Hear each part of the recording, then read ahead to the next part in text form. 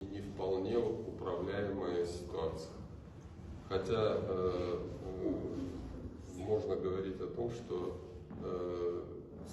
для внешнего наблюдателя, когда говоришь о ситуации с твердыми бытовыми отходами, говорят, у нас сравнительно чистая страна, то есть вот вы едете, обочины дорог чистые, там, короче, но стоит чуть в сторону отступить от центральных трасс, то можно во многих местах увидеть стихийные мусорные свалки. И этот вопрос касается еще и в значительной степени малых рек, которые в сельских местностях просто превращаются в места, куда там сваливаются отходы. В конечном счете, с учетом уровня вод, паводков, которые происходят на наших реках, это все равно выносится в море. И поэтому возникает естественный вопрос, а каким образом выходить из этого положения? Положение с использованием, вообще утилизации твердых бытовых отходов. Сделана попытка создать мощности по переработке твердых бытовых отходов. Это в Липше, дальше того места, где находился психодиспансер или психбольница. Но, знаете, в этой ситуации вспоминаются слова Черномырдина, который известен был необычайно интересными выражениями, которые даже опубликованы в каких-то там таких электронных сборниках. Он говорил, какую бы мы партию ни пытались создать, все время получается коммунистическая. Та же самая ситуация у нас с переработкой твердых бытовых отходов. Начинаем строить завод, в конечном счете получается полигон обычно.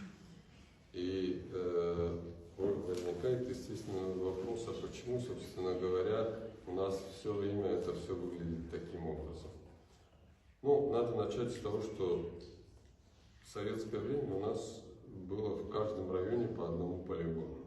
Они, по сути дела, остались, к ним там добавилось в Гагарском районе, оно носит такой полусанкционный характер, это в Цандрюпще. Гагарский полигон твердых бытовых отходов находится там Красный Крест, не доезжая до Гагры. Удаутский полигон, который закрыт после нескольких серий, протестов местного населения. Сухумский полигон также находится в нефункционирующем состоянии, в лучшем случае как место, так сказать, сбора для дальнейшей транспортировки. Все сейчас это переместилось в Гальский район. Это не выход, конечно, из этой ситуации, тем более, что вести отходы через всю республику, это по меньшей мере, даже что везется? В значительной степени воздух, потому что, что такое отходы? Или надо спрессовать их для того, чтобы они были компактированы, и что, собственно, до конца не позволяет сделать там техника. Поэтому в значительной степени это такие транспортные расходы достаточно высокие. И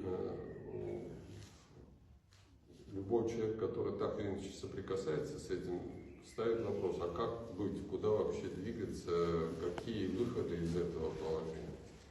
Но выход здесь в первую очередь может быть, он не имеет решения одним махом переступить через несколько ступенек и перейти в 21 век высоких технологий переработки. Это иллюзия, которая, недостижима. Нам в любом случае придется пройти всю эту дорогу, каждую ступеньку за ступенькой, в лучшем случае в ускоренном варианте, но все равно ее надо будет пройти. И в первую очередь надо начинать с концепции.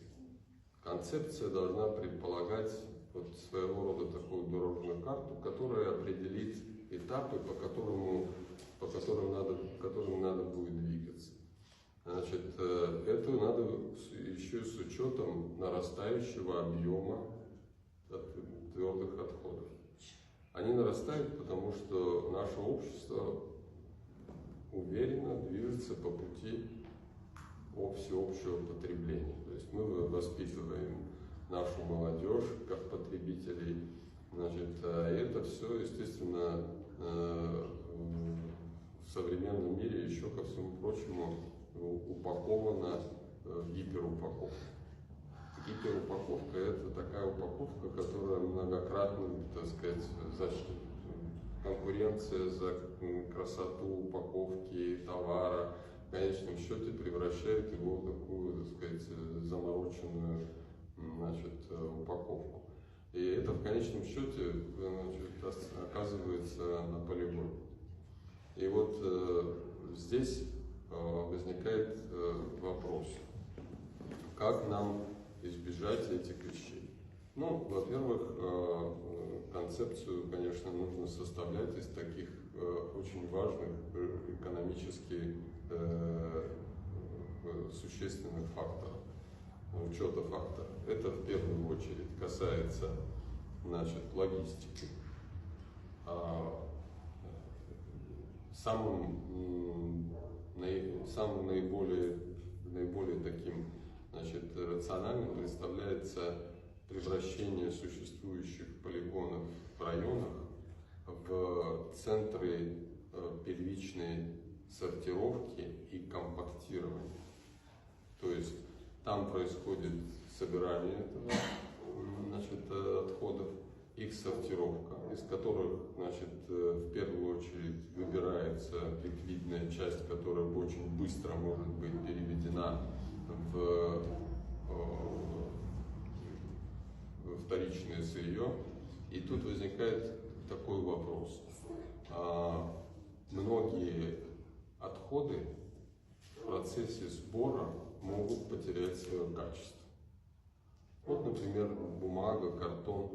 Значит, если эту, значит, и бумагу, и картон, так сказать, закладывать вместе с обычным мусором, там может быть пищевые отходы, жиры и прочее, которые превращают эту бумагу в уже не того качества, и она не может быть быстро, значит, и без лишних затрат превращена, так сказать, во вторичное сырье, с которого можно сделать бумагу. Тут возникает вопрос опыта, мирового опыта в этих вещах. И мы приходим к необходимости предварительной сортировки мусора или там бытовых отходов, сортировки ее на несколько, так сказать, категорий. Это бумага, это стекло, это металл, это пластик, может быть дерево. И в конечном счете, значит, например, 5 категорий отходов – это обычная европейская сегодня стандартная ситуация. И тут появляется вопрос, как это все делать.